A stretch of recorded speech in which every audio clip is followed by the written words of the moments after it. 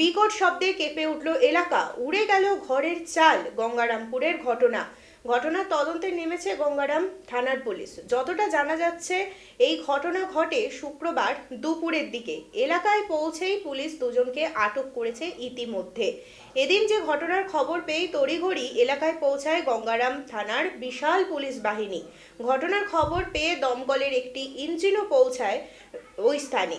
স্থানীয়দের অনুমান, বোমা বিস্ফোরণের জন্যই ঘটেছে এমন ঘটনা। তবে তালা বন্ধ ওই ঘরে বোমা এলো কিভাবেই বা তার বিস্ফোরণ ঘটলো, সেই সমস্তটাই খতিয়ে দেখছে গঙ্গারাম থানার পুলিশ।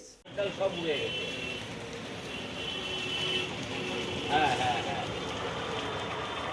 মানে এটা আগে তোমার ইয়ে ছিল, তারপরে তৃণমূল তোমার এটা দখল করে, তারপরে এখন এলাকার লোকজনের যা বক্তব্য যে এখন বিজেপির মন্দির কমিটির দায়িত্বে আছে এবং তারপর থেকে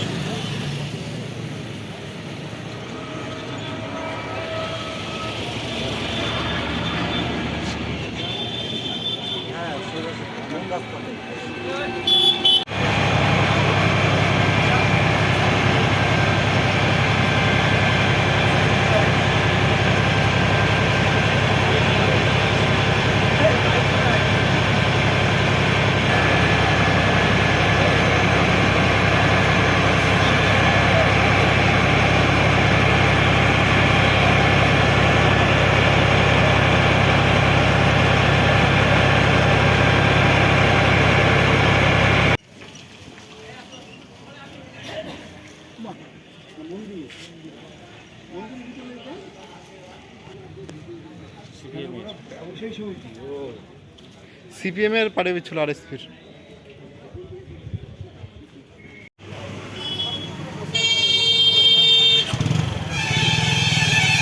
হ্যাঁ, এই তো শিখে গেছে।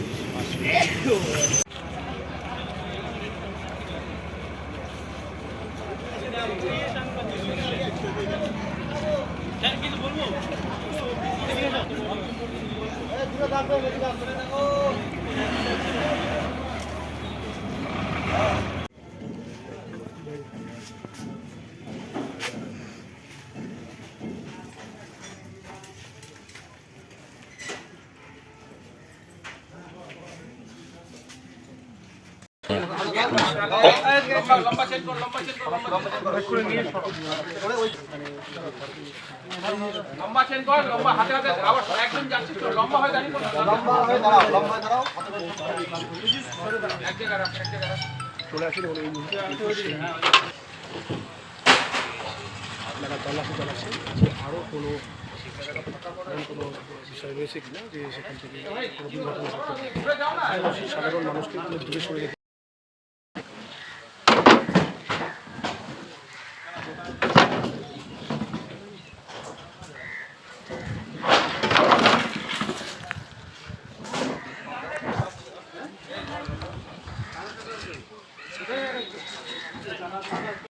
আমি মানে ঘটনার 5-10 মিনিট পরে আমাকে ফোন করেছে এখান থেকে, যেরকম একটা মানে বিস্ফোরণের আওয়াজ হয়েছে।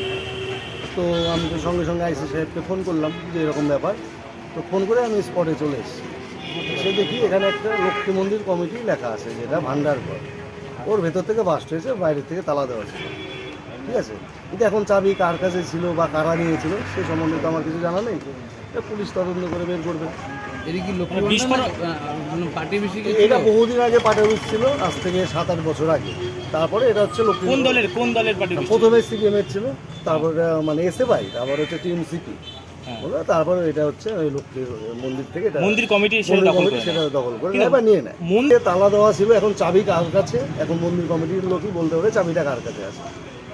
যে মনে হচ্ছে তো বোম, ভয়ানক আওয়াজ। আমি আওয়াজ অনেক দূরে ছিলাম, শুনতে পাইনি। লোকাল লোক তো বলছে খুবই জোরে আওয়াজ, ভয় পেয়েছে, আতঙ্কে আছে অনেকে। মানে জোরে বাসটা একদম। কি মনে করছেন আবার আরো কি রয়েছে নাকি? ভেতরে এখন পুলিশ এসছে, বোম স্কোয়াড সব এসছে, দেখছে। যদি ঘর বন্ধ থাকে তাহলে বলছেন আপনারা অনেকদিন ধরে তালা দেওয়া থাকে, তাহলে বোমটা কেমন করে আসবে? এইটাই তো তদন্তর ব্যাপার আছে। কার কাছে চাবি আছে সেটা হচ্ছে মন্দির কমিটি বলবে। দমকল বলছি, এটা কি লক্ষ্মীর যে ঘরটা রয়েছে, ভোগ ঘরটা, এটা কি কোনো দলের না কোনো দলের না, আন্ডারে কি তারা না, না, না, ইয়ে করে, এখন কোনো ছাত্র দলে- ছায়াতে এরকম কোনো ব্যাপার? কি মনে করছেন আতঙ্কে রয়েছেন? তো আতঙ্ক, পরিবেশ তো আতঙ্ক হবেই। ঠিক আছে, আপনার নাম? সঞ্জয় মণ্ডল। সঞ্জয় মণ্ডল, আপনার পঞ্চায়েতের প্রধান। দিকে তাকাই দিই সঙ্গে সঙ্গে কটার দিকে আনুমানিক? 11টা বাজে। কিসের আওয়াজ, মানে কিসের শব্দ মানে পেলেন? কি হলো আমরা তো বুঝতে পারি না কিছু, আমরা ভাবছি তো গাড়ির টাকা বাস্ট হয়েছে এরকম ভাবছি। বিকট আওয়াজ হ্যাঁ, হচ্ছে। তারপর দিকে ওখানে ধোঁয়া রাখছে, শুধু ধোঁয়া আর কোনো একটা আওয়াজ আর ধোঁয়া, একটাই আওয়াজ হয়েছে। তখন আমরা সব লোকজন এখানে টোটাল ছিল, সব তো দৌড় দাদা মতন।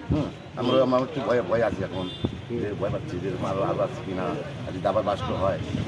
তারপরে আমি আমার ফোনটাকে ফোন গাড়ি ফোন করলাম। মানে কিসের আওয়াজ হলো, এটা কি মনে করছেন? এটা বোম- আমার তো বমি আওয়াজ, অত ধোঁয়া আসবে কি কোথা থেকে? পরে তারটার উপরে উঠে গেছিল। আপনারা কি আতঙ্কে রয়েছেন? হ্যাঁ, মানে এক- অবশ্যই আতঙ্ক আছে। যে জায়গাটা সেই অফিসটা ওর আগে কি ছিল না ছিল জানি না। এখন তো লক্ষ্মী মন্দিরে ইয়েতে সেটা জানছি। সেটাই আমরা জানি এখন। আমি দেখিনি এটা।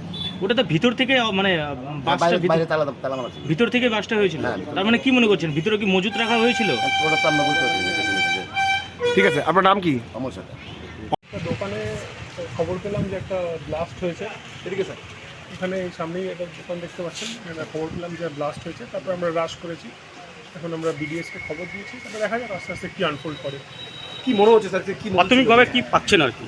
এটা টু আর্লি টু সে, এখন জাস্ট ঘটনাটা ঘটেছে, কিছু ইনভেস্টিগেশন এখনো হয়নি, হলে বলা যাবে। এখন প্রাইমারিলি আপনাদের কি মনে হচ্ছে বিস্ফোরণটা ভেতর থেকে হয়েছে না বাইরে থেকে কিছু করা? এটা এক্সপার্ট না এলে বলতে হবে না, বিডিএস এর টিম আসে, পড়ায়। Thank you sir.